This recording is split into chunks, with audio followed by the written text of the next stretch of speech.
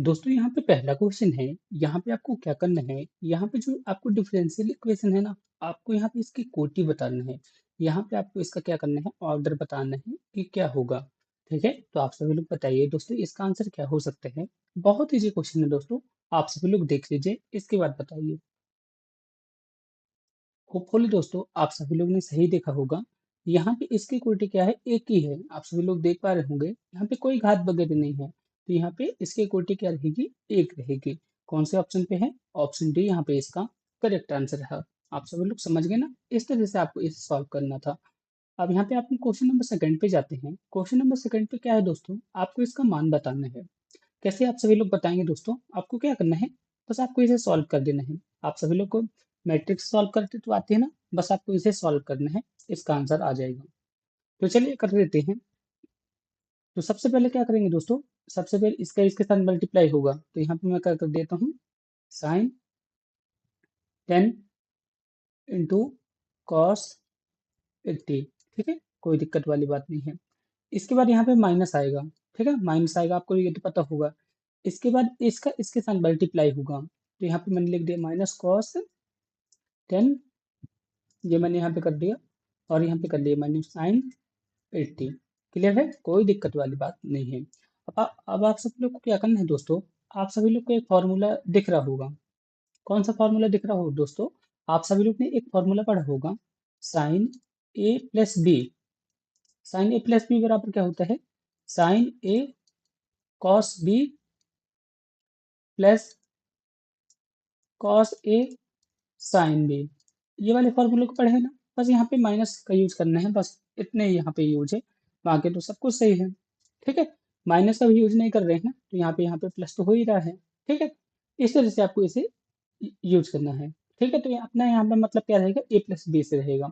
ठीक है, तो इसे अपन क्या लिख सकते हैं, sin 10 cos 80, यहाँ पे प्लस आ जाएगा cos 10 sin 80। ठीक है, तो यहाँ पे ए भी कितना आ जाएगा, यहाँ पे आ जाएगा sin 10 × 80। ये 80 है, यहाँ पे मैंने 80 बना दिया। ठीक है, यानी कि sin 90 आ जाएगा। sin 90 की वैल्यू कितनी आ जाएगी, sin 90 की वैल्यू कितनी आ जाएगी, एक आ जाएगी। इस तरह से आपको इसे सॉल्व करना था। ऑप्शन एक यहाँ पे इसका करेक्ट आंसर रहेगा, सॉरी ऑप्शन डी यहाँ पे इसका करेक्ट आंसर रहेगा। एक तो यहाँ पे इसका करेक्ट आंसर था। ठीक है, तो इस तरह से आपको सॉल्व करना था। आप सभी लोग समझ गए ना, इस तरह से आपको इसे करना था। अब दोस्तों यहाँ पे नेक्स्ट क्वेश्चन है, यहाँ पे क्या बोला गया है, यदि एक समुच्चय पे ए में 4 अवयव हैं, ठीक है, ए में 4 एलिमेंट हैं, तो आपको पी इंटू ए के समुच्चय की संख्या कितनी होगी, आपको ये बताना है। तो आप सभी लोग करने की कोशिश कीजिए दोस्तों, आप सभी लोग कर सकते हैं।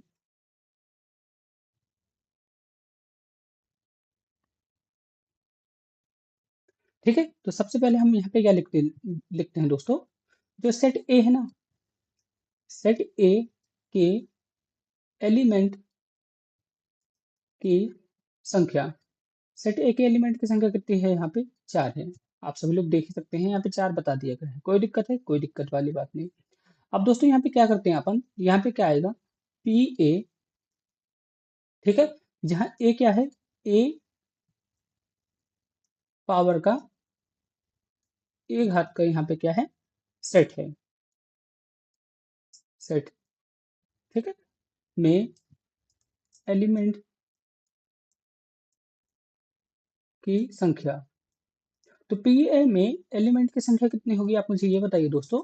इसके पहले मैंने आपको एक वो बताया था, इसके पहले वाले मॉडल पेपर पे आपने 2n वाला कहानी सुना ना, जहाँ पे अवयव कितने होते हैं निकालने के लिए इसका यूज करते हैं।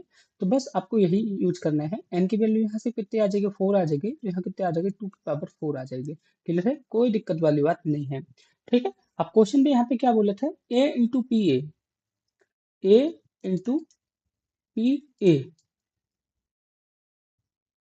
ठीक है, में पेयर की संख्या, यहाँ पे पेयर की संख्या कितनी हो जाएगी दोस्तों बताइए। तो ए की वैल्यू यहाँ पे कितनी है, ए की वैल्यू यहाँ पे आ गई है 4। ठीक है, सेट ए की 4 आ गई है, और पी ए में कितना आया है, 2 × 2 की पावर 4 आ गई है। ठीक है, तो 2 की पावर 4 यानी कि 16, 16 × 4 बराबर कितना आ जाएगा, 64 यहाँ पे इसका करेक्ट आंसर रहेगा। आप सभी लोग समझ गए ना, ऑप्शन सी यहाँ पे इसका करेक्ट आंसर रहेगा। इस तरह से आपको इसे सॉल्व करना था, मैंने आपको सारी चीजें बता दी है, होपफुली आप सभी लोग समझ गए होंगे, ठीक है ना। इसी तरह से आपको इसे सॉल्व करना था, ठीक है। अब यहाँ पे नेक्स्ट क्वेश्चन पे चलते हैं, जैसे आप सभी लोग भी सॉल्व कीजिएगा, ठीक है। इसके बाद मैं आपको इसका सॉल्यूशन बताऊंगा, आप सभी लोग करने की कोशिश कीजिए। आफ्टर में इसके बाद आपको इसका सॉल्यूशन बताता हूँ।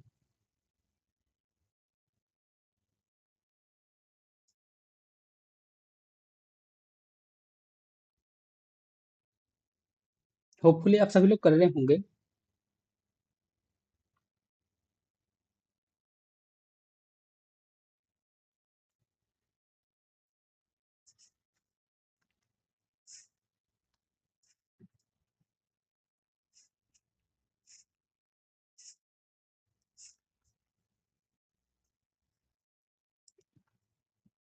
तो चलिए इसे शुरू करते हैं और क्वेश्चन को खत्म करते हैं।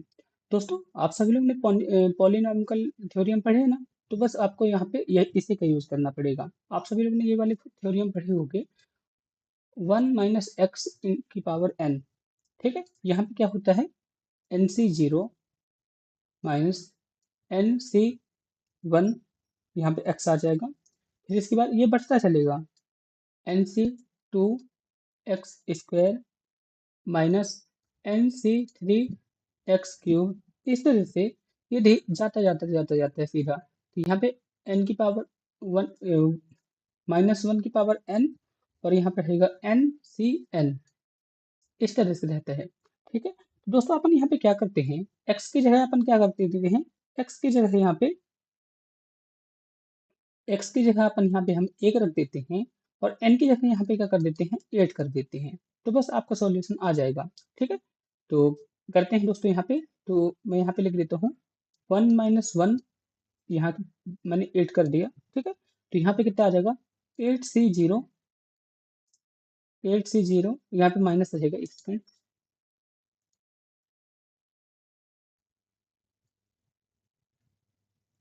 यहाँ पे माइनस रहेगा, तो यहाँ पे कितना आ जाएगा,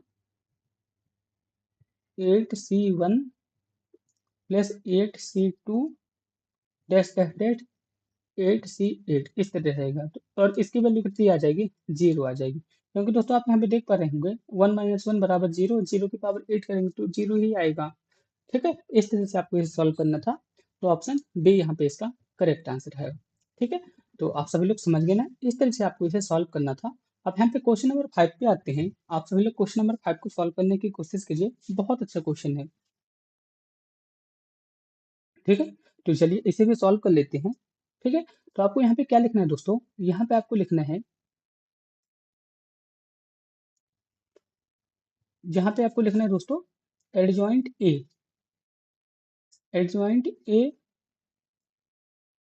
बराबर ए n - 1, आपको ऐसे लिखना है, इस तरह आप कर देंगे ना, कोई दिक्कत वाली बात नहीं है। अब यहाँ पे एडेलाइट ए की वैल्यू कितनी है, 243 है, ठीक है। और यहाँ पे कितना है, यहाँ पे आपको कुछ बताया नहीं गया है, तो आप ऐसा कर सकते हैं, ठीक है। इस तरह कर देंगे, कोई दिक्कत वाली बात नहीं है। अब आपको यहाँ पे क्या करना पड़ेगा दोस्तों, 243 को आप क्या लिख सकते हैं, 243 को आप लिख सकते हैं 3 की पावर 5, और यहाँ पे आप 3n - 1 कर सकते हैं। अब दोस्तों आप सब लोग देख सकते हैं, यहाँ पे बेस बराबर है, तो यहाँ पे पावर भी बराबर होगी, तो यहाँ पे कितना आ जाएगा, 5 बराबर n - 1, तो n की वैल्यू यहाँ पे कितनी आ जाएगी, 6 आ जाएगी। क्लियर है, कोई दिक्कत वाली बात नहीं है। इस तरह से आपको इसे सॉल्व करना था, तो ऑप्शन बी यहाँ पे इसका करेक्ट आंसर रहेगा। आप सभी लोग समझ गए ना, ऐसे ही आपको इसे सॉल्व करना था। तो अब दोस्तों यहाँ पे नेक्स्ट क्वेश्चन है, क्वेश्चन नंबर 6 है, आपको इसे सॉल्व करना है। यहाँ पे क्या बोला गया है, एक आयत की दो असामान्य भुजाओं का अनुपात कितना है, 3:4 है। यदि इसका परिमाप 42 सेंटीमीटर हो तो इसके विकर्ण की लंबाई आपको ज्ञात करना है, ठीक है। तो चलिए इसे सॉल्व कर देते हैं। सबसे पहले अपन मान लेते हैं दोस्तों, जो आयत है ना, आयत की लंबाई कितनी है, आयत की लंबाई यानी कि इनकी भुजा मान लेते हैं अपन 3x है, ठीक है। और यहाँ पे असमान यहाँ पे बोल दिया है ना, और यहाँ पे दूसरी मान लेते हैं दोस्तों, यहाँ पे 4x है, ठीक है। यहाँ से मैं लंबाई हटा देता हूँ, क्योंकि यहाँ पे आसमान बोला था, ये मैंने यहाँ पे कर दिया, ठीक है। इतना क्लियर है, कोई दिक्कत वाली बात नहीं है। अब आपको यहाँ पे क्या करना है दोस्तों, इसका पेरीमीटर निकालना है। पेरीमीटर में आप किसी को भी लंबाई मान सकते हैं, चौड़ाई मान सकते हैं, कोई दिक्कत वाली बात नहीं है।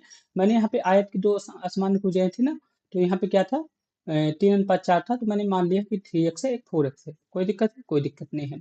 अब यहाँ पे मैं इसका पेरीमीटर यानी परिमाप निकालता हूँ। तो परिमाप निकालने के लिए क्या करते हैं दोस्तों, टू टू इंटू क्या करते हैं, लंबाई प्लस चौड़ाई, तो यहाँ पे 3x प्लस 4x, इस तरह से मैंने यहाँ पे लिख दिया। कोई दिक्कत है?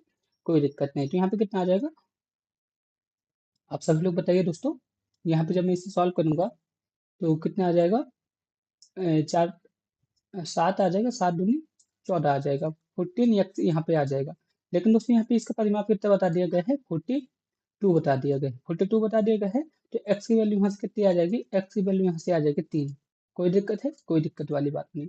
अब दोस्तों आप यहाँ पे देख सकते हैं, अब यहाँ पे 3x आया था ना, तो अब 3x को अपन क्या लिख सकते हैं, 3x को अपन क्या लिख सकते हैं, 3 × 3 = 9, ये आ गया। कोई दिक्कत है? अब यहाँ पे इसका 4x है यहाँ पे, तो 4 × 3 इस पे क्या लिखेंगे, 12 लिख देंगे। ठीक है, इतना आ गया। अब अपने को क्या निकालना है, विकर्ण निकालना है। तो विकर्ण निकालने के लिए क्या करते हैं दोस्तों, यहाँ पे अंडर रूट लेंगे। अंडर रूट लेने के बाद क्या करते हैं, लंबाई का स्क्वायर प्लस चौड़ाई का स्क्वायर, इसका अपन स्क्वायर कर देते हैं। तो यहाँ पे क्या करेंगे, 9 का स्क्वायर और यहाँ पे करेंगे 12 का स्क्वायर। तो जब आप इस इतना करेंगे ना, तो यहाँ पे कितना आ जाएगा दोस्तों, यहाँ पे आ जाएगा 225। ठीक है, यहाँ पे मैं लिख देता हूँ, 225 आ जाएगा। 225 यानी कि दोस्तों यहाँ पे कितना आ जाएगा, 15। 15 यहाँ पे इसका करेक्ट आंसर है, यानी कि विकर्ण कितना आ जाएगा, 15 सेंटीमीटर। ऑप्शन बी यहाँ पे इसका करेक्ट आंसर रहेगा। इस तरह से आपको इसे सॉल्व करना था, जैसे मैंने आपको बता दिया। ठीक है, आप सभी लोग समझ गए ना दोस्तों, इस तरह से आपको इसे सॉल्व करना था। अब यहाँ पे दोस्तों क्वेश्चन नंबर 7 है, जैसे आपको सॉल्व करके बताना है कि आप सभी लोग कैसे सॉल्व करेंगे। आप सभी लोग कर तो पाएंगे ना इसे सॉल्व। इसके बाद मैं आपको इसका सॉल्यूशन बताता हूँ।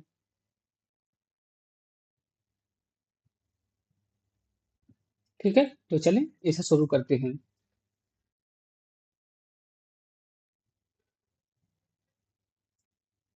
अब दोस्तों यहाँ पे क्या बोला गया है, आप सभी लोग को ये समझना है थोड़ा सा।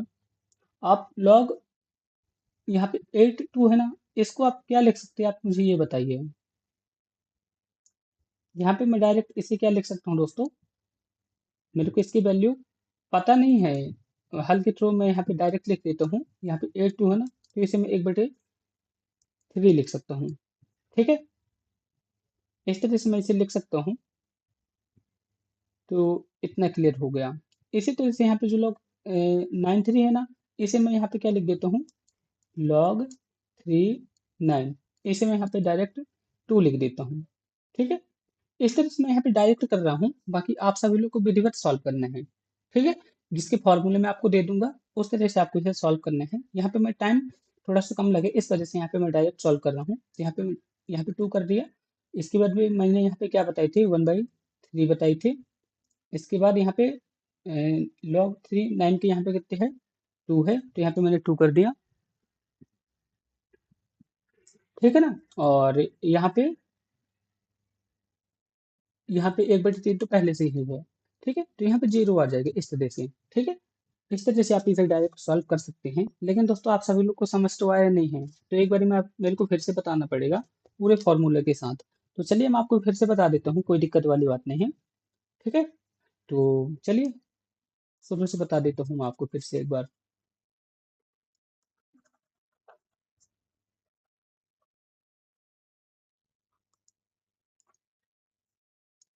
तो दोस्तों आपको क्या करना है, आपको एक फॉर्मूला याद रखना है। ठीक है, जैसे यहाँ पे क्या होते हैं, log b, और यहाँ पे ए एन लिखा है, a⁴ n लिखा है, तो आप इसे कैसे लिख सकते हैं, n × log b a, इस तरह से आप इसे लिख सकते हैं। कोई दिक्कत है? कोई दिक्कत वाली बात नहीं है।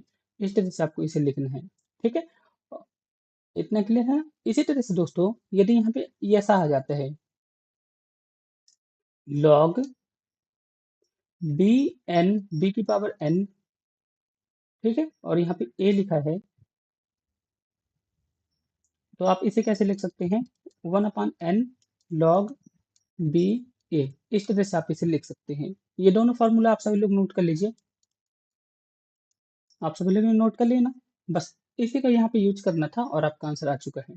ठीक है, ये यहाँ पे मैं फॉर्मूले को मिटा देता हूँ, टाइम मतलब थोड़ा सा यहाँ पे स्पेस कम है इस वजह से।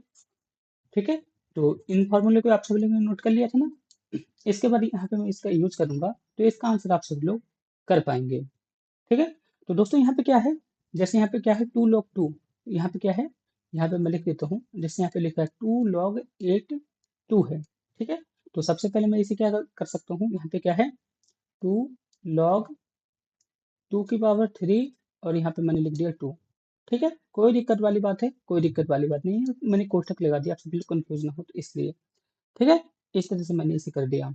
इसी तरह से दोस्तों यहाँ पे क्या है log 3 है ना, 1/3 को मैं आगे बाहर कर लेता हूँ और log 3 जैसे यहाँ पे लिखा था, तो log 3 को तो यहाँ पे मैंने लिखा और 9 को मैंने क्या कर दिया 9 की पावर 2, इस तरह से कर दिया। ठीक है, क्लियर है, कोई दिक्कत वाली बात नहीं। अब यहाँ पे मैंने फिर से इसी कर दिया।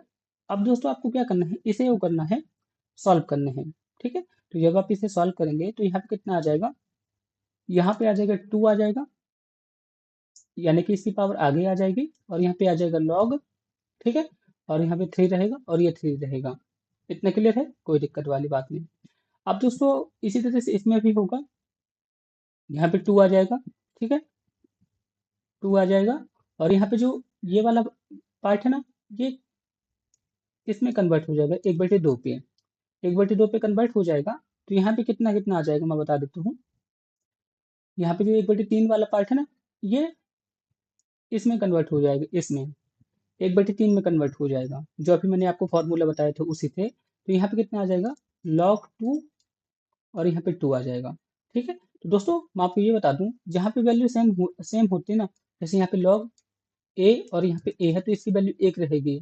तो इसी तरह से दोस्तों जैसे आप यहाँ पे देख सकते हैं, log यहाँ पे 3 है और यहाँ पे भी 3 है तो इसकी वैल्यू 1 आ जाएगी और इसकी वैल्यू भी 1 आ जाएगी। तो यहाँ पे इंटू में आपने क्या कर सकते हैं, 1 कर सकते हैं। तो यहाँ पे मैं बराबर लिख देता हूँ दोस्तों, इसके बाद सॉल्व करूंगा और इसके बाद log 3 और 3, तो इसकी और इसकी वैल्यू कितनी आ जाएगी दोस्तों, 1 1 आ जाएगी। ठीक है, तो यहाँ पे कितना आ जाएगा 2 × 1/3 × 1 -1/3 × 2 × 1।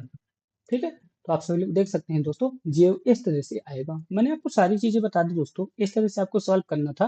ठीक है, हर एक स्टेप बताया है जिससे आपको समझ आना चाहिए। तो मैंने आपको अच्छी तरह से बताया ना, आप सभी लोग को समझ भी आ गया ना, कोई दिक्कत वाली बात हो आप मेरे से फिर से पूछ सकते हैं। मैंने आपको पूरी अच्छी तरह से कोशिश की है समझाने की।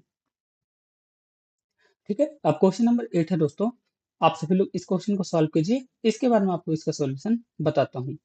4 बच्चों वाले परिवार में कम से कम एक लड़का होने की प्रायिकता क्या होगी, आपको ये बताना है। 4 बच्चों वाले एक परिवार पे कम से कम एक लड़का होने की प्रायिकता क्या होगी, आपको ये बताना है। तो दोस्तों यहाँ पे टोटल आउटकम कितना हो सकता है, टोटल आउटकम कितना हो सकता है, आप मुझे ये बताइए।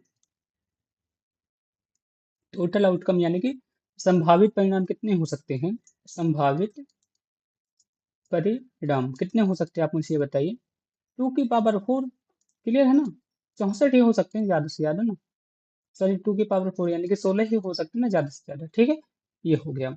अब यहाँ पे क्या लिखा है दोस्तों, यदि हम यहाँ पे मान लेते हैं कि सभी लड़कियां पैदा हो जाती है, ठीक है, सभी लड़कियां पैदा होने की प्रायिकता अपन मान लेते हैं, जैसे यहाँ पे लड़का है ना, एक लड़का मतलब पैदा होने के बोल रहा है, तो हम मान लेते हैं सभी लड़का होने की प्रायिकता कितनी आ जाएगी, 1/16 आ जाएगी। क्लियर है, कोई दिक्कत वाली बात नहीं। और कम से कम यहाँ पे बोल रहा है, तो कम से कम एक लड़का होने की प्रोबेबिलिटी कैसे आ जाएगी दोस्तों, आपको क्या करना पड़ेगा, एक से आपको इसे माइनस करना पड़ेगा, बस आपका सॉल्यूशन आ चुका है। तो कितना आ जाएगा 15/16, यहाँ पे इसका करेक्ट आंसर रहेगा। ऑप्शन ए यहाँ पे इसका करेक्ट आंसर रहेगा। इस तरह से आप इसे सॉल्व कर सकते हैं। ठीक है ना, आप सभी लोग को समझ आ गया, ऐसे ही आपको इसे सॉल्व करना था। अब दोस्तों यहाँ पे क्वेश्चन नंबर 9 है, जिसे आप सभी लोग को सॉल्व करना है। बहुत अच्छा क्वेश्चन है। दोस्तों इस टाइप के क्वेश्चन को सॉल्व करने के लिए ना आप सभी लोग को क्या करना पड़ेगा, इसे हमेशा जीरो के इक्वल बनाना पड़ेगा। ठीक है, जैसे यहाँ पे z-5 है और यहाँ पे इसका स्क्वायर है बराबर जीरो आपको करना पड़ेगा, तो z की वैल्यू कितनी आ जाएगी, 5 आ जाएगी। ठीक है, इसी तरह से y-2 है इसका स्क्वायर और यहाँ पे इसे जीरो के बराबर करेंगे तो यहाँ पे y की वैल्यू कितनी आ जाएगी, 2 आ जाएगी। और यहाँ पे कितना है, z-9 है इसका स्क्वायर करेंगे ये आ जाएगा, तो z की वैल्यू कितनी आ जाएगी, 9 आ जाएगी। कोई दिक्कत है, कोई दिक्कत वाली बात नहीं। अब यहाँ पे क्या है, x y और यहाँ पे z है। ठीक है, तो x की वैल्यू यहाँ पे कितनी है बताइए, x की वैल्यू यहाँ पे आ जाएगी, सॉरी यहाँ पे x था मैं गलती से कर दिया, तो x ये x है यहाँ पे। एक सेकंड रुकिए मैं इसे सुधार ही देता हूँ।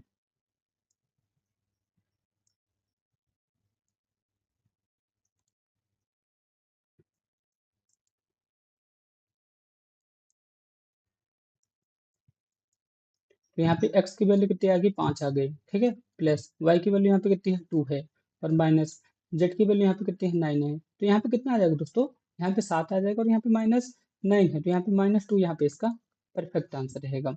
ठीक है, -2 यानी कि ऑप्शन सी यहाँ पे इसका करेक्ट आंसर रहेगा। क्लियर है ना, कोई दिक्कत वाली बात नहीं, इस तरह से आप इसे सॉल्व कर सकते हैं। अब दोस्तों यहाँ पे क्वेश्चन नंबर 10 है, यहाँ पे आपको इसे सॉल्व करना है। आप सभी लोग कैसे सॉल्व करेंगे, आप सभी लोग मुझे सॉल्व करके बताइए दोस्तों। यहाँ पे क्या बोला है, किसी घनाभ की लंबाई ऊंचाई कितनी है, 18 मीटर और 12 मीटर है, और इसका आयतन कितने है, 324 मीटर क्यूब है, तो इसकी चौड़ाई मीटर में कितनी होगी आपको ये बताना है। ठीक है, तो दोस्तों आप मुझे ये बताइए कि घनाभ का आयतन क्या होता है, घनाभ का आयतन क्या होता है, यहाँ पे बताइए दोस्तों, घनाभ का आयतन क्या होता है। घनाभ का आयतन होता है लंबाई इंटू चौड़ाई इंटू ऊंचाई, यही होता है ना, कोई दिक्कत है, कोई दिक्कत वाली बात नहीं। तो आपको यहाँ पे क्या करना है, यहाँ पे तो इसका आयतन दिया ही है, 3024। यहाँ पे लंबाई कितनी है, लंबाई यहाँ पे नहीं बता दी गई है, चौड़ाई सॉरी लंबाई 18 है और चौड़ाई अपने को ज्ञात करना है, ऊंचाई यहाँ पे कितनी है, 12 है। तो बस आप सभी लोग इसे भाग लगा दीजिए दोस्तों, इतना तो आप सभी लोग कर ही लेंगे। 14 यहाँ पे इसका करेक्ट आंसर रहेगा, ऑप्शन बी यहाँ पे इसका परफेक्ट आंसर रहेगा। आप सभी लोग समझ गए ना, इस तरह से आपको इसे सॉल्व करना था। अब यहाँ पे नेक्स्ट क्वेश्चन है, यहाँ पे क्या बोला है, 54 को आपको रेडियन पे कन्वर्ट करना है, 54 को आपको रेडियन पे कन्वर्ट करना है। कैसे कन्वर्ट करेंगे दोस्तों, आपको क्या करना पड़ेगा, जैसे यहाँ पे 54 है ना, 54 को आपको पाई/180 से मल्टीप्लाई कर देना पड़ेगा, बस आपका आंसर आ चुका है। जैसे आप इस पे कन्वर्ट करेंगे ना, तो कितना आ जाएगा, आप यहाँ पे भाग वगैरह दीजिए दोस्तों, कितना आ रहा है, 3 और यहाँ पे कितना आ जाएगा, 10। हाँ, 3/10 यहाँ पे इसका करेक्ट आंसर रहेगा। ठीक है, ऑप्शन ए यहाँ पे इसका करेक्ट आंसर रहेगा। आप सभी लोग सॉल्व कीजिए, आप सभी लोग का आ जाएगा आंसर। ऐसे ही आपको इसे सॉल्व करना है। अब दोस्तों यहाँ पे नेक्स्ट क्वेश्चन है, ओ केंद्र वाले एक वृत्त से बाहर की तरफ स्थित एक बिंदु P से खींची गई स्पर्श रेखा PT। ठीक है, आप सभी लोग पढ़ने की कोशिश कीजिए। PT वृत्त को O पर स्पर्श करती है, यदि PQ बराबर 30 है, 30 सेंटीमीटर है और वृत्त का व्यास 32 सेंटीमीटर है, तो ओपी की लंबाई कितनी होगी आपको ये बताना है। तो आप सभी लोग सॉल्व करने की कोशिश कीजिए दोस्तों, बहुत अच्छे है।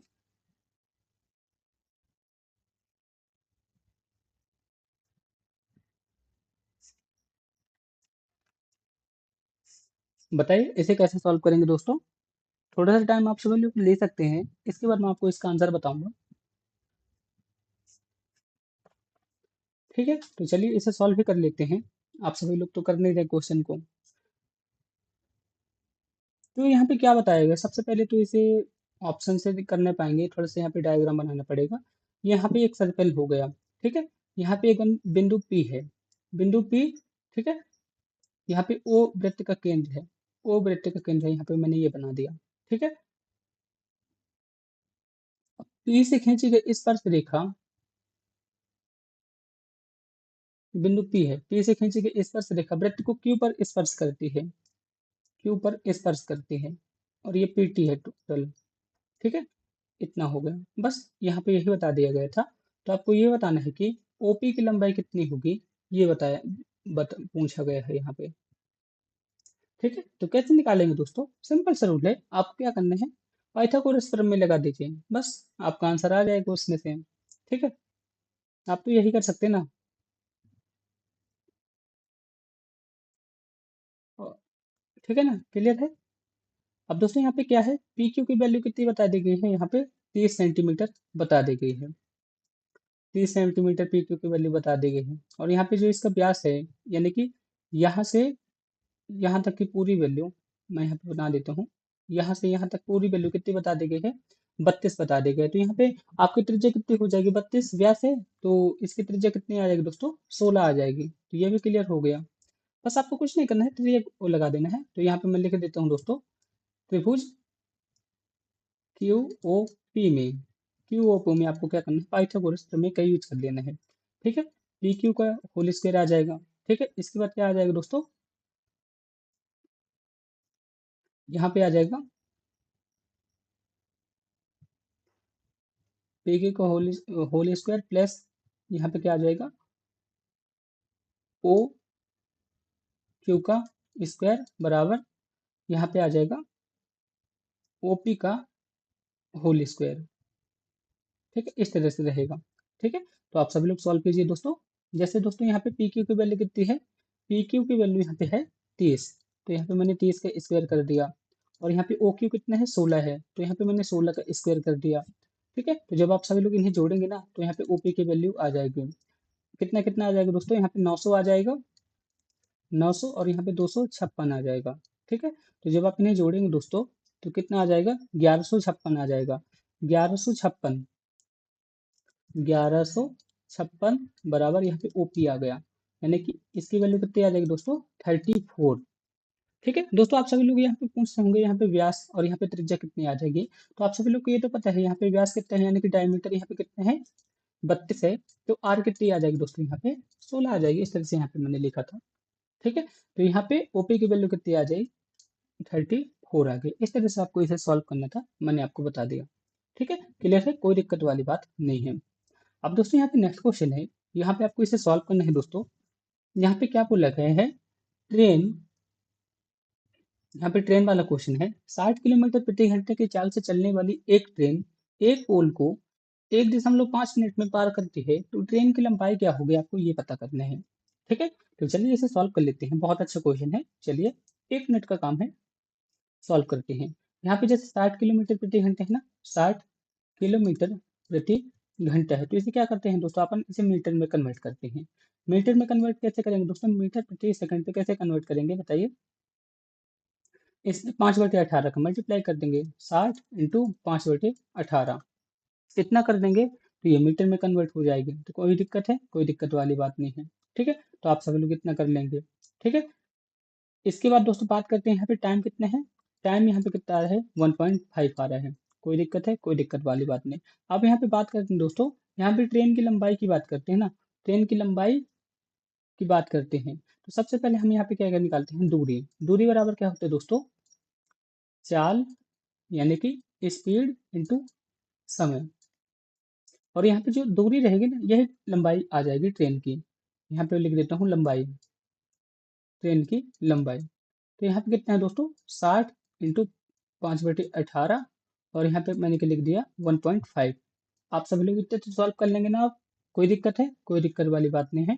जब आप इसे सॉल्व कर लेंगे ना दोस्तों, तो यहाँ पे 15 से इसका करेक्ट आंसर रहेगा।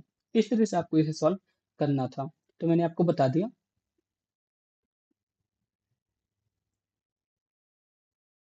अब दोस्तों यहाँ पे क्वेश्चन नंबर 14 है, आपको इसे सॉल्व करना है। यहाँ पे क्या बोला गया है, एक लड़के की आयु उसके पिता की आयु से 24 वर्ष कम है, और 2 वर्ष में उसकी आयु पिता की आयु की आधे हो जाती है, तो पिता की आयु कितनी होगी, आपको ये बताना है। ठीक है, तो चलिए इसे फटाफट सॉल्व करते हैं, कोई दिक्कत वाली बात नहीं है। यहाँ पे क्या बोला गया है, सबसे पहले हम मान लेते हैं कि पिता की वर्तमान आयु कितनी है, पिता की वर्तमान आयु, पिता की वर्तमान आयु हम यहाँ पे मान लेते हैं एक्स है।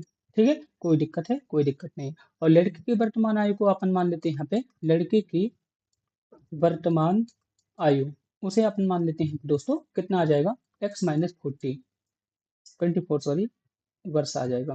ठीक है, जैसे क्वेश्चन पे बोला है मैंने वैसे ही किया। अब यहाँ पे 2 वर्ष बाद क्या होगा, 2 वर्ष बाद का सिनेरियो क्या रहेगा, यहाँ पे 2 वर्ष बाद क्या हो जाएगा, x-24, ठीक है, इसमें दो ऐड हो जाएंगे, ठीक है, और यहाँ पे कितना है, 1/2 x-2। जैसा क्वेश्चन पे बोला था मैंने वैसे ही यहाँ पे समीकरण बना दिया। बस अब आपको इसे सॉल्व करना है और आपका आंसर आ चुका है। ठीक है ना, क्लियर है, कोई दिक्कत वाली बात नहीं है। तो यहाँ पे कैसे कैसे सॉल्व करेंगे बताइए। जैसे यहाँ पे मैंने सॉल्व किया तो यहाँ पे कितना आ जाएगा, यहाँ पे 22 आ जाएगा, और यहाँ पे कितना आ जाएगा, यहाँ पे आ जाएगा x/2 + 1 आ जाएगा, ठीक है। अब ये वहां पे जाएगा तो कितना आ जाएगा, 23 हो जाएगा। तो मैं इसे कर देता हूँ x - x/2, और यहाँ पे आ जाएगा 23, ठीक है, कोई दिक्कत है, कोई दिक्कत नहीं है। अब यहाँ पे x/2 ही बचेगा आखिरी में जब इसे कट जाएंगे तो, ठीक है। तो यहाँ पे कितना आ जाएगा, x/2 बराबर 23। तो x की वैल्यू कितनी आ जाएगी, x की वैल्यू यहाँ पे आ जाएगी 46 वर्ष, ठीक है। और क्वेश्चन पे क्या बोला गया था, क्वेश्चन पे पिता की वर्तमान आयु पूछा गया था ना, तो पिता की वर्तमान आयु कितनी आ जाएगी दोस्तों, यहाँ पे 46। 46 यहाँ पे इसका करेक्ट आंसर रहेगा, 46, ठीक है। आप सभी लोग ऐसे सॉल्व कर सकते हैं। नेक्स्ट क्वेश्चन है, दीर्घवृत्त का क्षेत्रफल क्या होगा, आपको इसे यहाँ पे ये बताना है। अच्छा क्वेश्चन है दोस्तों, इसमें थोड़ा सा टाइम लग सकता है, आप सभी लोग सॉल्व कीजिए, इसके बाद मैं आपको इसको सॉल्यूशन बताऊंगा। ठीक है, तो सबसे पहले आप मुझे ये बताइए दोस्तों, जो दीर्घवृत्त होता है, ठीक है, यानी कि जो एलिप्स होता है, इसका जनरल फॉर्मूला क्या होता है, दीर्घवृत्त का मानक फॉर्मूला क्या होता है, आपको मुझे ये बताना है, मानक समीकरण क्या होता है ये बताइए। क्या होता है दोस्तों, यहाँ पे मैं लिख देता हूँ, x² a² + y² + b² बराबर 1 होता है, ठीक है। तो आपको ये जो यहाँ पे इक्वेशन है ना, ये वाली इक्वेशन आपको इसमें कन्वर्ट करना पड़ेगा, ठीक है। तो इसके लिए आपको कैसे कन्वर्ट करना पड़ेगा दोस्तों बताइए। जैसे यहाँ पे x² है ना, x² तो यही रहेगा, ठीक है, और यहाँ पे जो 4 है ना, तो ये 1/4 में कन्वर्ट हो जाएगा, ठीक है, तब ये ऊपर जाएगा तो फिर से वही बन जाएगा, कोई दिक्कत है, कोई दिक्कत नहीं। यहाँ पे जैसे y है, y² है, y² को अपन 1/9 कर सकते हैं, ठीक है, चलेगा, कोई दिक्कत नहीं। यहाँ पे मैंने एक कर दिया, ठीक है। तो यहाँ पे a² यहाँ पे कितना आ गया, a² यहाँ पे 1/4 आ गया, b² यहाँ पे कितना आ गया, 1/9 आ गया, ठीक है, क्लियर है, कोई दिक्कत नहीं यहाँ पे, ठीक है। तो a की वैल्यू यहाँ पे a की वैल्यू यहाँ पे कितनी आ जाएगी, यहाँ पे मैं लिख देता हूँ, a की वैल्यू यहाँ पे आ जाएगी 1/2, ठीक है। इसी तरह से b की वैल्यू यहाँ पे कितनी आ जाएगी, 1/3। इस तरह से यहाँ पे मैंने डायरेक्ट लिख दिया, ठीक है। आप इसे मतलब वर्गमूल पे करेंगे तो यही आ जाएगा, कोई दिक्कत वाली बात नहीं। अब यहाँ पे जो क्षेत्रफल होते हैं ना दोस्तों, क्षेत्रफल जो होता है दीर्घवृत्त का क्षेत्रफल होता है पाई ए बी, ठीक है। यहाँ पे मैं लिख देता हूँ, दीर्घवृत्त का जो क्षेत्रफल होता है, दीर्घवृत्त का क्षेत्रफल क्या होता है, पाई ए बी होता है, ठीक है, ये होता है, इसे आप नोट कर लीजिए। अब दोस्तों आप मुझे ये बताइए, पाई की वैल्यू तो आप यहाँ पे रखेंगे, कोई दिक्कत नहीं, ठीक है। और ए की वैल्यू यहाँ पे कितनी मैंने लेके आई है, 1/2, और बी की वैल्यू कितनी लेके आई है, 1/3। तो यहाँ पे आप देखिए दोस्तों, पाई/6 यहाँ पे इसका करेक्ट आंसर रहेगा, तो यहाँ पे क्या आ जाएगा, पाई/6 यहाँ पे इसका करेक्ट आंसर रहेगा, ऑप्शन सी। इस तरह से आपको इसे सॉल्व करना था, ठीक है। यहाँ पे बस आपको सिर्फ एक ही चीज माइंड पे रखना था, दीर्घवृत्त के मानक समीकरण को। यदि आपको ये आता है तो आप इस क्वेश्चन को इजीली सॉल्व कर पाएंगे, ठीक है। तो क्लियर है ना दोस्तों, इस टाइप से आपको इसे सॉल्व करना था। अब दोस्तों यहाँ पे नेक्स्ट क्वेश्चन है, जो कि एक तरह से पूरा पूरा फॉर्मूला ही है, ठीक है, इसे मैं आपको सॉल्व करके नहीं बता पाऊंगा, ठीक है, क्योंकि दोस्तों ये वाला फॉर्मूला आपको याद ही करना पड़ेगा। ये किसके बराबर होता है दोस्तों, हमेशा ई के बराबर होते हैं, आप सभी लोग इसे याद कर लीजिए, ऑप्शन बी यहाँ पे इसका करेक्ट आंसर रहेगा, ठीक है।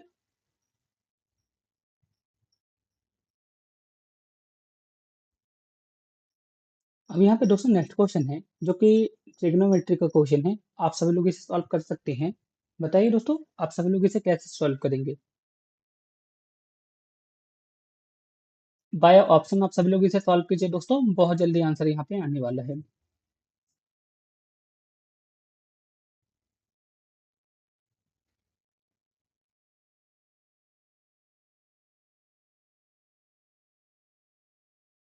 ठीक है दोस्तों, तो आपको क्या करना है दोस्तों, यहाँ पे जो भी है ना, आपको यहाँ पे पाई/6 यहाँ पे आपको रख देना है, तब आपका यहाँ पे समीकरण जो है ना संतुष्ट हो जाएगा। तो आपको यहाँ पे पाई बाई सिक्स रख के ट्राई करना है, आपका आंसर यहाँ पे आ जाएगा। यहाँ पे आपको एक्स की जगह पाई बाई सिक्स, यहाँ पे 2x की जगह पाई बाई सिक्स, यहाँ पे भी 2x की जगह पाई बाई सिक्स।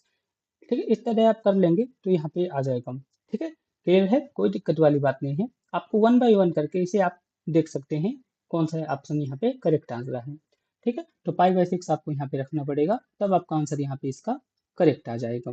ठीक है, तो यहाँ तक मैं हमने बता दिया। अब दोस्तों यहाँ पे नेक्स्ट क्वेश्चन है, यहाँ पे क्या बोला गया है, एक दीर्घवृत्त पर किसी बिंदु की नाभि की त्रिज्याओं का योग किसके तुल्य होता है, आपको ये बताना है।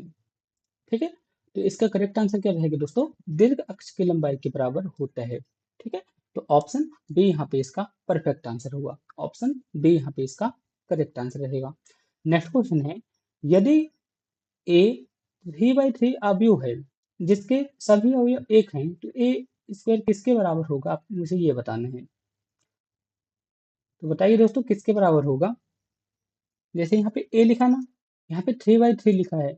यदि यहाँ पे बनाने के लिए बोल देते ना, तो आप सभी लोग कैसे बनाएंगे दोस्तों, 3/3 का अवयव, सभी अवयव इसके कितने हैं, एक हैं, तो एक एक एक एक एक एक एक एक एक, इस तरह से आपको यहाँ पे अवयव बनाना पड़ता। ये 3/3 का एक अवयव है। तो यहाँ पे क्या बोला है दोस्तों, ये किसके बराबर है। ठीक है, तो ये किसके बराबर हो जाएगा दोस्तों, ए स्क्वायर किसके बराबर हो जाएगा दोस्तों, इसको जब अपन स्क्वायर करेंगे 3a के बराबर हो जाएगा, सिंपल सा था। तो ऑप्शन ए यहाँ पे इसका करेक्ट आंसर रहेगा। ठीक है, ऑप्शन ए यहाँ पे इसका परफेक्ट आंसर हुआ। नेक्स्ट क्वेश्चन है, यहाँ पे क्वेश्चन नंबर 20 पे क्या बोला गया है, यदि एक पेंटन का मानक विचलन कितना है, 6 है, तो उसका प्रसरण क्या होगा, आपको ये बताना है। ठीक है, बहुत अच्छा क्वेश्चन है दोस्तों। यहाँ पे मानक विचलन बता दिया गया है, अब और आपको प्रसारण पूछा यानी कि वेरिएंस पूछा गया है। तो आप सभी लोग को फॉर्मूला पता है, तो आप सभी लोग इजिली कर पाएंगे। तो वेरिएंस बराबर क्या होता है दोस्तों, आपका जो मानक विचलन रहता है ना, यहाँ पे मानक विचलन जो भी है, इसका स्क्वायर हो जाता है। तो जब आप इसका स्क्वायर कर देंगे तो इसका वेरिएंस कितना आ जाएगा, 36 आ जाएगा। इस तरह से आपको इसे सॉल्व करना था, तो मैंने आप सभी लोग को सॉल्व करके बता दिया। इस तरह से आप सभी लोग दोस्तों देख सकते हैं, इसे सॉल्व करना पड़ेगा। ठीक है, क्लियर है, कोई दिक्कत वाली बात नहीं है ना दोस्तों, आप सभी लोग को सभी समझ आ गए ना। अब दोस्तों बात करते हैं फिजिक्स वाले क्वेश्चन की। फिजिक्स वाले क्वेश्चन की बात करते हैं, तो सबसे पहले आप सभी लोग मुझे ये बताइए दोस्तों, आप सभी लोग तैयार हैं ना। अभी तक हमने मैथ के क्वेश्चन को कंप्लीट कर लिए हैं, अब फिजिक्स के क्वेश्चन को कंप्लीट कर लेते हैं। ठीक है, तो यहाँ पे फिजिक्स का पहला क्वेश्चन क्या है दोस्तों, पास्कल के नियम के अनुसार क्या होता है दोस्तों, बताइए। पास्कल के नियम के अनुसार जो द्रव का दाब होता है ना, सभी दिशाओं के में समान रूप से संचालित होता है। तो ऑप्शन ए यहाँ पे इसका करेक्ट आंसर रहेगा, ऑप्शन ए यहाँ पे इसका परफेक्ट आंसर रहेगा। ठीक है, और पास्कल नियम का यूज वगैरह कहाँ पे होता है, हाइड्रोलिक प्रेस वगैरह पे होता है, तो आप सब लोग को उसे भी याद रखना है। अब यहाँ पे दोस्तों नेक्स्ट क्वेश्चन है, समुद्र में एक सुनार द्वारा ध्वनि तरंग भेजी जाती है जो 4 सेकंड बाद वापस आ जाती है, यदि पानी में ध्वनि की गति 1500 मीटर प्रति सेकंड हो, तो वस्तु कितनी दूर है, आपको ये बताना है। ठीक है, तो सबसे पहले क्या कर देते हैं दोस्तों, हम यहाँ पे लिखते हैं ध्वनि द्वारा तय की गई दूरी, ध्वनि द्वारा तय की गई कुल दूरी कितनी आ जाएगी दोस्तों, यहाँ पे गति कितनी है, सबसे पहले हम यहाँ पे लिख देते हैं गति इंटू समय, ये तो चलेगा ना, कोई दिक्कत नहीं।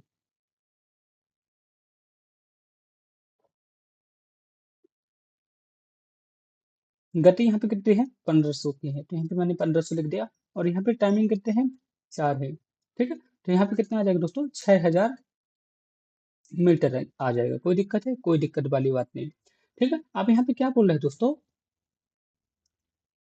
ये वापस आती है 4 सेकंड बाद, ये वापस आ जाती है।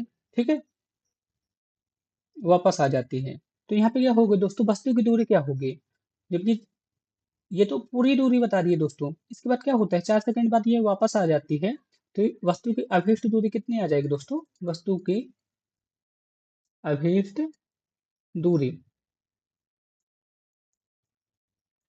यानी कि एब्सोल्यूट दूरी कितनी आ जाएगी, 6000 पे आपको क्या करना पड़ेगा, 2 का भाग लगा देना पड़ेगा, तो यहाँ पे कितना आ जाएगा दोस्तों, 3000।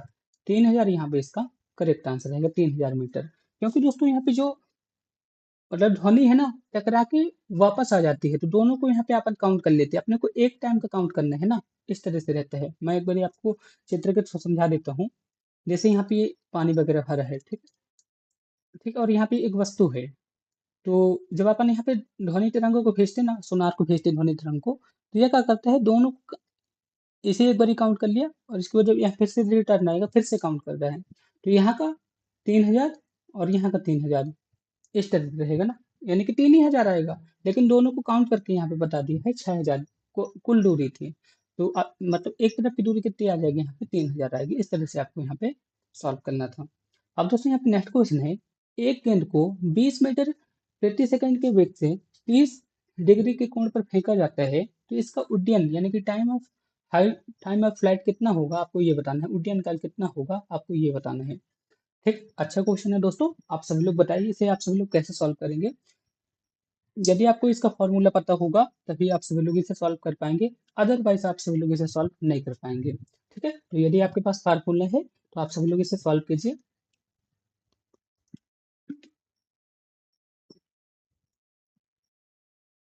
दोस्तों आप सभी लोग को मैंने जो माइंड मैप्स दिए थे, आप सभी लोग उससे पढ़ते हैं ना। उन्हीं में से मैंने यहाँ पे क्वेश्चन बनाए हुए हैं, तो आप सभी लोग को उन्हें जरूर पढ़ना है। तो यहाँ पे उड्डयन काल का फॉर्मूला क्या होता है, टी बराबर 2u साइन थीटा अपान जी होता है। बस आपका आंसर आ चुका है। तो यहाँ पे मैंने क्या कर दिया दोस्तों, यहाँ पे 2 कर दिया। यू की वैल्यू यहाँ पे कितनी है, यू की वैल्यू यहाँ पे 20 है, ठीक है।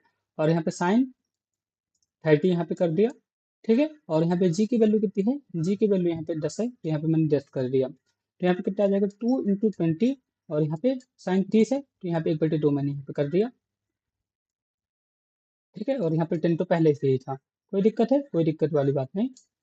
बस आप सभी लोग इसे सॉल्व कर लीजिए। यहाँ पे 2 आ जाएगा, अब यहाँ पे फिर से 2 आ जाएगा, तो यहाँ पे 2 सेकंड यहाँ पे इसका करेक्ट आंसर रहेगा। इस तरह से आपको इसे सॉल्व करना था। ये वाले फॉर्मूले भी आप सभी लोग नोट कर लीजिए, इंपॉर्टेंट फॉर्मूला है।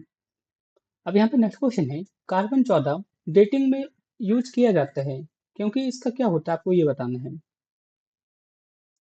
तो इसका करेक्ट आंसर रहेगा दोस्तों, इसकी अर्धायु का कितना होता है, 5730 वर्ष होता है कार्बन डेटिंग पे, ठीक है। और ये सभी जैविक पदार्थों में पाया जाता है। इस तरह से आप इसका आंसर दे सकते हैं। ऑप्शन ए और बी यहाँ पे इसका करेक्ट आंसर रहेगा। कार्बन 14 पे क्या होता है, इसकी हाफ लाइफ कितनी होती है, 5730 होती है। आप सभी लोग इसे नोट कर लीजिएगा दोस्तों, ये कभी भी पूछा जा सकता है कि कार्बन 14 की हाफ लाइफ कितनी होती है, ठीक है। तो आप सभी लोग इसे नोट कर लीजिए। नेक्स्ट क्वेश्चन है, परमाणु संयंत्र से निकलने वाले धुआं में क्या होते हैं। यहाँ पे क्या बोला है दोस्तों, परमाणु संयंत्र से निकलने वाले धुएं पे क्या होता है, जल वाष्प होता है। सिंपल सा है। ऑप्शन बी यहाँ पे इसका करेक्ट आंसर रहेगा, वाटर वेपर यहाँ पे होता है। अब दोस्तों यहाँ पे क्वेश्चन नंबर 26 है, आपको यहाँ पे इसे सॉल्व करना है। यहाँ पे क्या बोल रहा है, 800 किलोग्राम की एक कार के द्वारा 5 मीटर प्रति सेकंड से 10 मीटर प्रति सेकंड वेग बढ़ाने के लिए किया गया कार्य कितना होगा, आपको ये बताना है। तो दोस्तों यहाँ पे बहुत अच्छा क्वेश्चन है, बताइए इसे आप सभी लोग कैसे सॉल्व करेंगे। तो दोस्तों यहाँ पे कार्य ऊर्जा प्रमेय लग रही है, ठीक है। ये 11th से डायरेक्ट यहाँ पे आया हुआ है। यहाँ पे क्या आ जाएगा दोस्तों, W बराबर 1/2 m v square minus u square, ये वाले फॉर्मूला का यहाँ पे यूज होगा। आप सभी लोग इसे नोट कर लीजिए। नोट कर लिए ना। बस मैं यहाँ पे इसका यूज करूंगा और आंसर को लेके आ जाऊंगा। तो यहाँ पे 1/2 यहाँ पे लिखूंगा। एम कितने हैं, यहाँ पे 800 है, तो यहाँ पे मैंने 800 कर दिया, ठीक है। और यहाँ पे इनिशियल कितना था, 10 था ना, तो यहाँ पे मैंने सबसे पहले यहाँ पे 10 ही करूंगा, 10 का स्क्वायर कर दूंगा, और यहाँ पे मैं 5 का स्क्वायर कर दूंगा, ठीक है। तो बस मेरा आंसर आ चुका है, बाकी आप सभी लोग अपने अपने हिसाब से कीजिए। यहाँ पे कितना आ जाएगा, 400 आ जाएगा, तो यहाँ पे मैंने 400 कर दिया, ये मैंने यहाँ पे 400 किया, ठीक है। इसके बाद यहाँ पे कितना आ जाएगा, यहाँ पे आ जाएगा 100, और यहाँ पे 25 आ जाएगा, यहाँ पे 75 आ जाएगा, ठीक है। यानी कि यहाँ पे कितना आ जाएगा, 30,000, 30,000 जूल मेरा यहाँ पे आ चुका है। 30,000 जूल को अपन क्या करते हैं, किलो जूल में कन्वर्ट कर लेते हैं। तो 30,000 जूल को अपन क्या लिख सकते हैं, किलो जूल पे 30 किलो जूल। ऑप्शन ए यहाँ पे इसका करेक्ट आंसर रहेगा। इस तरह से आपको इसे सॉल्व करना है, ठीक है। आप सभी लोग समझ गए ना दोस्तों, बस आपको फॉर्मूला आएंगे ना तो आप सभी लोग सब कुछ कर पाएंगे फिजिक्स के। तो आप सभी लोग देख सकते हैं, डायरेक्ट फॉर्मूला बेस्ड क्वेश्चन ही पूछ लिए गए हैं। अब दोस्तों यहाँ पे नेक्स्ट क्वेश्चन है, सरल आवर्त गति में विस्थापन और त्वरण के बीच में क्या संबंध होता है आपको ये बताना है। ठीक है, सिंपल हार्मोनिक मोशन पे, ठीक है, डिस्प्लेसमेंट और एक्सेलरेशन पे क्या रिलेशन होता है आपको ये बताना है। क्या होता है दोस्तों, ए बराबर माइनस ओमेगा स्क्वायर एक्स ये होते हैं। ठीक है, यानी कि जो आपका विस्थापन त्वरण होते हैं ना, विस्थापन के समानुपाती होते हैं। और यहाँ पे जो माइनस है ना, ये किसको इंडिकेट करता है दोस्तों, डायरेक्शन को इंडिकेट करता है, ये विपरीत डायरेक्शन पे है, डायरेक्शन अपोजिट डायरेक्शन को इंडिकेट करते हैं। ठीक है, तो आप इसे भी याद रखना है। ठीक है, तो ए बराबर क्या आ जाएगा, माइनस ओमेगा स्क्वायर एक्स आ जाएगा। ठीक है, तो कौन से ऑप्शन पे है आप मुझे ये बताइए। ऑप्शन बी यहाँ पे इसका परफेक्ट आंसर रहेगा। क्लियर है, कोई दिक्कत वाली बात नहीं है। अब दोस्तों यहाँ पे नेक्स्ट क्वेश्चन है, क्वेश्चन नंबर 28 है। यहाँ पे आपको इसे सॉल्व करना है कि ये किसका समीकरण है। अब दोस्तों आप यहाँ पे देख सकते हैं, प्रगामी तरंग का समीकरण क्या है, y बराबर ए साइन ओमेगा टी माइनस के एक्स द्वारा लिखा गया है। तो इसमें के क्या प्रदर्शित करता है, तो कोई यहाँ पे दोस्तों तरंग संख्या को प्रदर्शित करता है। ऑप्शन ए यहाँ पे इसका करेक्ट आंसर रहेगा। ठीक है, क्लियर है, कोई दिक्कत वाली बात नहीं। और यहाँ पे जो ओमेगा आ रहा है ना, तो ये क्या है, कोणीय आवृत्ति है, कोणीय आवृत्ति है। तो आप सभी लोग इसे भी नोट कर लीजिएगा, कोणीय आवृत्ति यहाँ पे मैंने लिख दिया। इस तरह से आपको इसे सॉल्व करना पड़ेगा। नेक्स्ट क्वेश्चन है, एक इलेक्ट्रॉन पर आवेश कितना होता है आप मुझे ये बताइए। तो मैंने आपको कई बार ये बताया है, एक इलेक्ट्रॉन पर आवेश कितना होता है, 1.6 इंटू 10⁻⁹ कूलाम होते हैं। ठीक है, कौन से ऑप्शन पे है, ऑप्शन बी यहाँ पे इसका करेक्ट आंसर रहेगा। इस तरह से आपको इसे सॉल्व करना पड़ेगा। यदि यहाँ पे प्रोटॉन का पहुंचता तो यहाँ पे माइन प्लस पे हो जाता बस। अब दोस्तों यहाँ पे नेक्स्ट क्वेश्चन है, गॉस का नियम किससे रिलेटेड है। तो गॉस का नियम किससे रिलेटेड है दोस्तों, विद्युत फ्लक्स से रिलेटेड है। ऑप्शन सी यहाँ पे इसका करेक्ट आंसर रहेगा। और गॉस का नियम क्या होता है दोस्तों, साई बराबर यहाँ पे क्यू एप्सिलॉन जीरो, ये होता है गॉस का नियम। तो आप सभी लोग को इसे भी पढ़ लेना है। ठीक है, यानी कि किसी भी बंद परिपथ के अंदर जो विद्युत फ्लक्स होता है ना, कुल आवेश का समानुपाती होता है, यहाँ पे ये बताया जाता है। तो आप सभी लोग इसे देख सकते हैं। ठीक है, अब दोस्तों यहाँ पे क्वेश्चन नंबर 31 है। यहाँ पे क्या वो लगे है, एक 10 फैराडे का संधारित्र 100 वोल्ट तक आवेशित किया जाता है, तो इसमें संचित ऊर्जा कितनी होगी आपको ये बताना है। ठीक है, यहाँ पे 10 फैराडे का एक संधारित्र है, यानी कि जो कैपेसिटर है, 100 वोल्ट तक आवेशित किया जाता है, तो इसमें संचित ऊर्जा कितनी होगी आपको ये बताना है। तो आप सभी लोगों ने ये वाला फॉर्मूला पढ़ा ना, एक बटे यू बराबर एक बटे दो सी वी स्क्वायर। बस आपको इसी फॉर्मूले का यहाँ पे यूज करना है और आपका आंसर आ चुका है। ठीक है दोस्तों, यहाँ पे सी की वैल्यू यहाँ पे कितनी है, कैपेसिटर कितना है 10 न्यू एफ है। ठीक है, तो इसे अपन किस में कन्वर्ट कर लेते हैं दोस्तों, इजिली फैराडे में कन्वर्ट करते हैं। तो कैसा आ जाएगा, इसे अपन लिख सकते हैं 10 इंटू म्यू की वैल्यू तो 6 रहेगी, तो यहाँ पे मैंने ये कर दिया। ठीक है, बराबर है, तो इसे मैंने इस तरह से लिख दिया।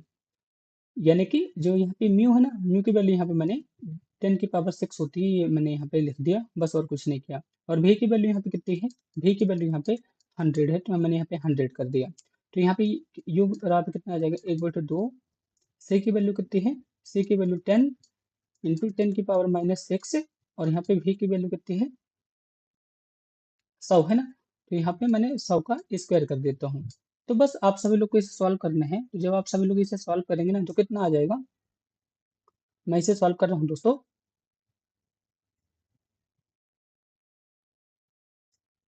इसे मैं सॉल्व कर रहा हूँ, यू बराबर एक बटे दो, इसका इसके मल्टीप्लाई हो जाएगा, तो यहाँ पे कितना आ जाएगा, 10⁻5 आ जाएगी। और इसे अपन क्या लिख सकते हैं, 10⁻4 लिख सकते हैं। ठीक है, इतना आएगा ना। तो अब यहाँ पे ये वाली पावर फिर से जुड़ जाएंगे, तो यहाँ पे कितना आ जाएगा, 10 आ जाएगा। ठीक है, तो यू बराबर कितना आ जाएगा, यहाँ पे यू बराबर आखिरी पे 10 ही बचेगा, यानी कि एक सेकंड, 10⁻−1 बचेगी, सॉरी 10⁻−1 बचेगी। 10⁻−1 को अपन क्या लिख सकते हैं, एक सेकंड, 10 के यहाँ पे 10 बचेगा, और यहाँ पे ये आ जाएगा, एक बटे 10 आ जाएगा।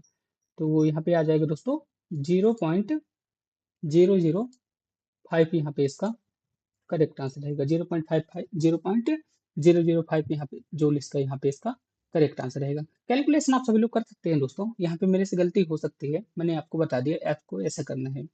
अब यहाँ पे क्वेश्चन नंबर 32 है, आपको इसे सॉल्व करना है। कार्बन क्रेडिट क्या है आपको ये बताना है।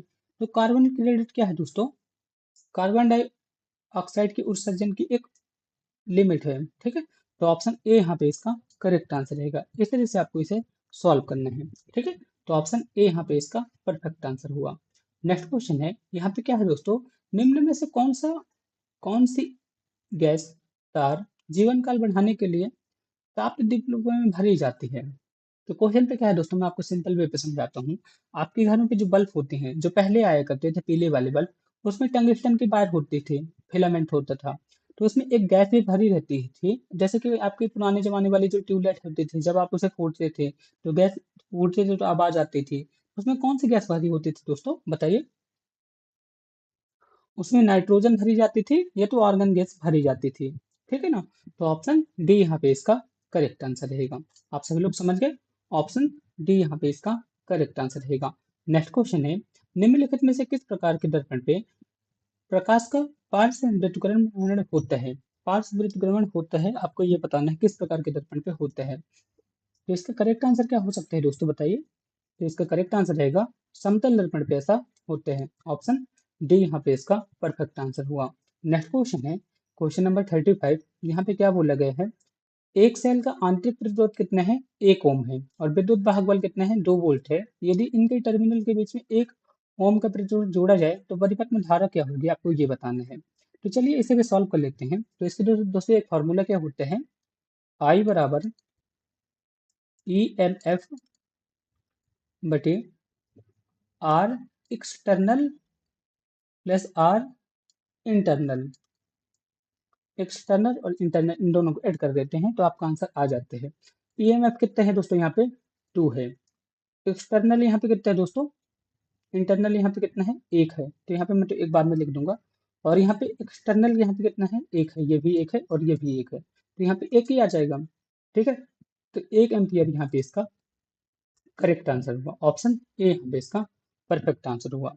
नेक्स्ट क्वेश्चन है दोस्तों, आपको यहाँ पे आप बताना है कि लॉरेंज फोर्स क्या है, आपको ये बताना है, ठीक है। तो ऑप्शन बताइए दोस्तों यहाँ पे क्या होगा। तो ऑप्शन ए यहाँ पे इसका करेक्ट आंसर है। लॉरेंज फोर्स बराबर क्या हो दोस्तों, एफ बराबर q E plus v into B. ये लॉरेंज फोर्स हुआ है यहाँ पे, ठीक है। तो ऑप्शन ए यहाँ पे इसका करेक्ट आंसर हुआ, ठीक है। अब यहाँ पे नेक्स्ट क्वेश्चन है दोस्तों, निम्नलिखित में से किसकी चुंबकीय आवृत्ति का मान सबसे अधिक होता है। तो बताइए दोस्तों इसका करेक्ट आंसर क्या रहेगा। तो इसका करेक्ट आंसर रहेगा दोस्तों, लोह चुंबकीय पदार्थ की चुंबकीय प्रवृत्ति सबसे अधिक होती है। तो ऑप्शन सी यहाँ पे इसका परफेक्ट आंसर हुआ। नेक्स्ट क्वेश्चन है, स्वप्रेरण का एसआई मात्रक क्या होते हैं। तो स्वप्रेरण के एसआई मात्रक होता है दोस्तों हेनरी। ऑप्शन बी यहाँ पे इसका परफेक्ट आंसर हुआ। नेक्स्ट क्वेश्चन है, ससंजक बल बढ़ाने के लिए क्या करते हैं दोस्तों बताइए। ससंजक बल बढ़ाने के लिए दोस्तों सतह को क्या करते हैं, चिकना करते हैं। तो ऑप्शन बी यहाँ पे इसका करेक्ट आंसर रहेगा। नेक्स्ट क्वेश्चन है, 2 किलो वोल्ट ऊर्जा वाले फोटान का तरंग दैर्ध्य कितना होगा, आपको ये बताना है। बहुत अच्छा क्वेश्चन है दोस्तों, आप सभी लोग इसे सॉल्व करने की कोशिश कीजिए, ठीक है। दोस्तों मैंने आपको ये बताया था, जो फोटान की ऊर्जा होती है ना, फोटान की ऊर्जा के लिए एक फॉर्मूला क्या होता है, एच सी अपान लेमडा। मैंने आपको ये बताया था ना, तो आपको इसे नोट कर लेना है। आप सभी लोग इसे नोट कर लिए, कोई दिक्कत है, कोई दिक्कत वाली बात नहीं है। अब आपने यहाँ पे क्या करते हैं, इस फॉर्मूले पे थोड़ा सा चेंज करते हैं कि तो यहाँ पे लेमडा बराबर क्या आ जाएगा, एच सी अपान ई आ जाएगा। कोई दिक्कत है, कोई दिक्कत वाली बात नहीं, ठीक है। अब यहाँ पे एनर्जी कितनी है, 2 किलो वोल्ट यहाँ पे बता दी गई है। एनर्जी यहाँ पे कितनी है, 2 किलो वोल्ट यहाँ पे ये बता दी गई है, ठीक है। तो अपन इसे क्या लिख सकते हैं दोस्तों, 2 × 10⁻³ और यहाँ पे हम इलेक्ट्रॉनिक वोल्ट पे लिख देंगे। तो यहाँ पे 10⁻³ मैंने यहाँ पे कर दिया, और यहाँ पे इलेक्ट्रॉनिक वोल्ट यहाँ पे लिख रहे हैं। तो 1.6 × 10⁻−19 यहाँ पे मैंने जूल पे कर दिया। इस तरह से मैंने इसे लिख दिया, ठीक है। और एच सी यहाँ पे क्या आएगा दोस्तों बताइए। एच सी की वैल्यू भी आपको पता रहनी चाहिए। एच सी की वैल्यू लगभग लगभग रहती है 1240 के समथिंग रहती है, इलेक्ट्रॉन वोल्ट के समथिंग। तो आपको इसे भी पता रहना चाहिए, ठीक है। तो अब आपको क्या करना है, सारी वैल्यू आपको पता चल चुकी है। यहाँ पे 1240 आ गया, ठीक है। एच सी बराबर 1240, और हर पे क्या आ जाएगा दोस्तों, यहाँ पे 2000 आ जाएगा। इनका जब आप मल्टीप्लाई कर देंगे लगभग लगभग, तो सब कुछ करेंगे जब आप, यहाँ पे 2000 आ जाएगा, ठीक है।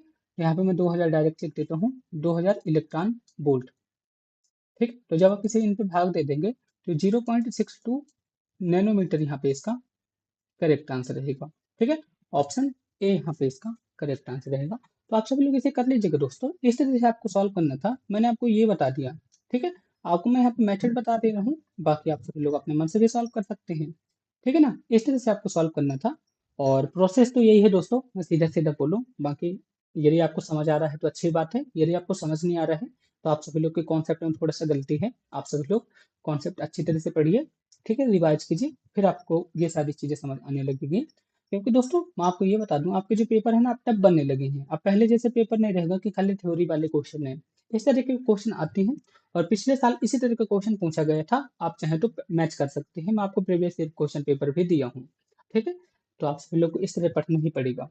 ठीक है, तो सारी चीजें मैंने आपको अच्छी तरह से बता रहा हूँ दोस्तों, और यूट्यूब पे ऐसा कोई नहीं कराता है दोस्तों, मैं यूट्यूब पे आपको सॉल्यूशन वगैरह सब कुछ पढ़ा रहा हूँ।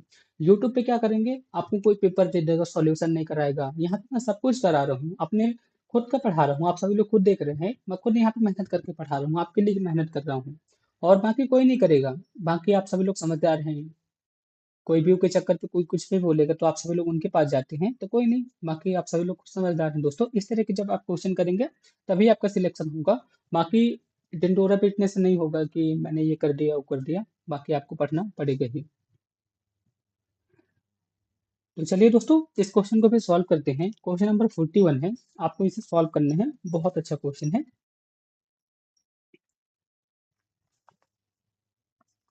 तो चलिए दोस्तों, इसे सॉल्व करते हैं। सबसे पहले अपन क्या करते हैं दोस्तों, यहाँ पे जो 2 बिलियन है, यहाँ पे 2 बिलियन कौन कौन से ए और बी है, इनका पीएच मान कितना है, 2 और 5 है। बिलियन ए में हाइड्रोजन की सांद्रता, बिलियन बी के साथ हाइड्रोजन से कितनी गुना है, आपको ये बताना है। ठीक है, तो हम यहाँ पे लिख देते हैं दोस्तों बिलियन ए, यहाँ पे लिख देता हूँ बिलियन ए में पीएच कितना है दोस्तों, पीएच बराबर कितना है, 2 है। तो यहाँ पे एच पॉजिटिव कितना आ जाएगा दोस्तों, हाइड्रोजन आयन यहाँ पे कितने आ जाएंगे, हाइड्रोजन यहाँ पे आयन यहाँ पे आ जाएगा, एक सेकंड।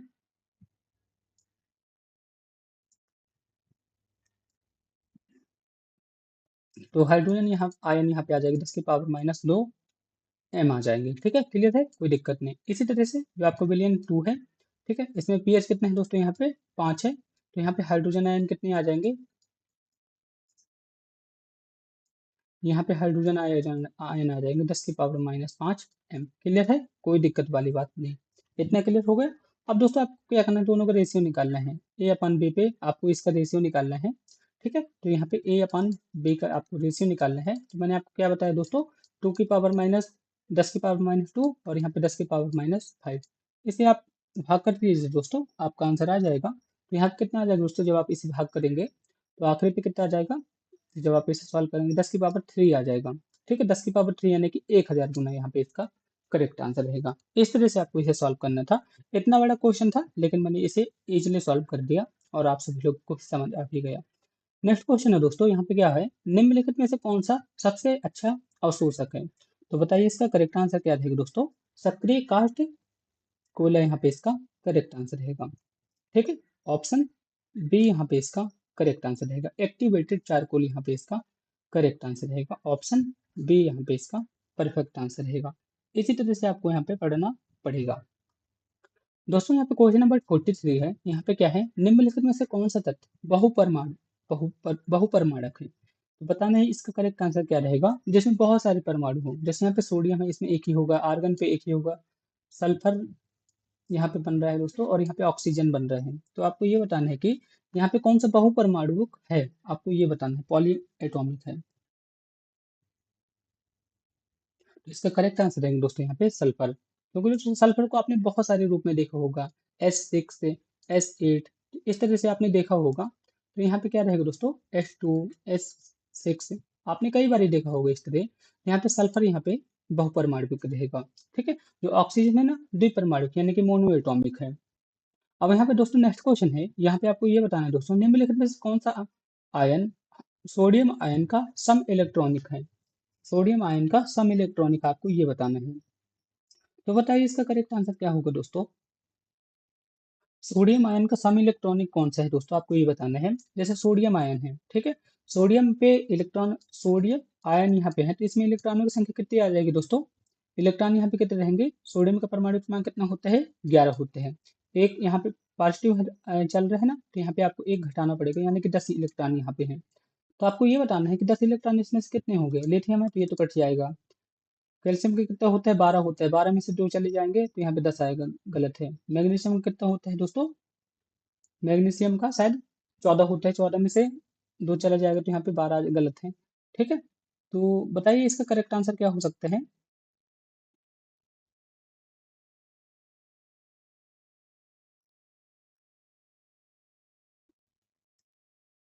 जिस पे 10 इलेक्ट्रॉन आ जाए ना दोस्तों, वही यहाँ पे सेम आंसर आ रहा है। अच्छा अच्छा, तो यहाँ पे मैग्नीशियम तो सही बैठ रहा है ना, हाँ यहाँ पे मैग्नीशियम सही बैठेगा। जैसे मैग्नीशियम का कितना हो रहा है, 12 हो रहा है। ठीक है, 12 में से यहाँ पे जब 2 चले जाएंगे, सब बराबर है।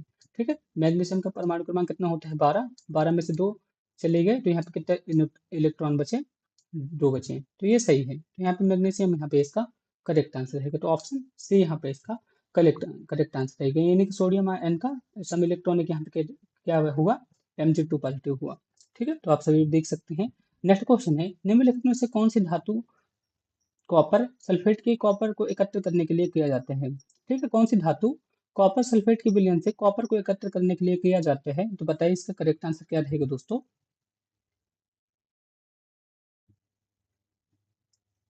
इसका करेक्ट आंसर रहेगा दोस्तों, कॉपर सल्फेट के विलयन से कॉपर को एकत्रित करने के लिए किसका यूज किया जाता है, लोहे का यूज किया जाता है।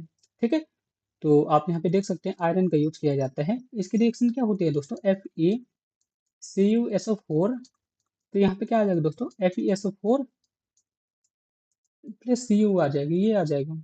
इस तरह की रिएक्शन होती है ना, तो यहाँ पे आयरन यहाँ पे इसका करेक्ट आंसर रहेगा। नेक्स्ट क्वेश्चन है, निम्नलिखित में से किसका आयनिक लक्षण सर्वाधिक है, आपको ये बताना है। तो इसका करेक्ट आंसर रहेगा दोस्तों CaCl, इसका आयनिक लक्षण सर्वाधिक है। ठीक है, ऑप्शन डी यहाँ पे इसका करेक्ट आंसर रहेगा। ठीक है, क्योंकि दोस्तों सीजियम साइज पे सबसे बड़ा है, इस वजह से इसका आयनिक लक्षण सबसे अधिक है। सीजियम साइज पे सबसे बड़ा है, इस वजह से इसका आयनिक लक्षण सबसे बड़ा है। ठीक है, सबसे अधिक है। दोस्तों अब यहाँ पे नेक्स्ट क्वेश्चन है, यहाँ पे क्या है, यहाँ पे एक अभिक्रिया बता दी गई है।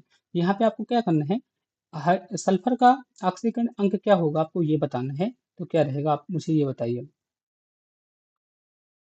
कैसे आप सभी लोग करेंगे दोस्तों, जैसे कि बताइए कैसे करेंगे। H2SO4, जैसे यहाँ पे है, मैंने यहाँ पे लिख दिया H2SO4। H2SO4 पे अपने को क्या निकालना है, सल्फर का निकालना है, तो हाइड्रोजन का 2 आ गया, सल्फर का X मान लिया मैंने, और हाइड्रोजन का कितना आ जाएगा, यहाँ पे 8 आ जाएगा, तो यहाँ पे और मैंने जीरो करा दिया, तो यहाँ पे X बराबर कितना आ जाएगा, 6 आ जाएगा। ठीक है, तो यहाँ पे 6 से कितना रहेगा दोस्तों, और H2S में भी अपन देख लेते हैं। H2S पे क्या होगा, 2 आ जाएगा, और यहाँ पे X है तो यहाँ पे आ जाएगा, तो X बराबर कितना आ जाएगा, -2।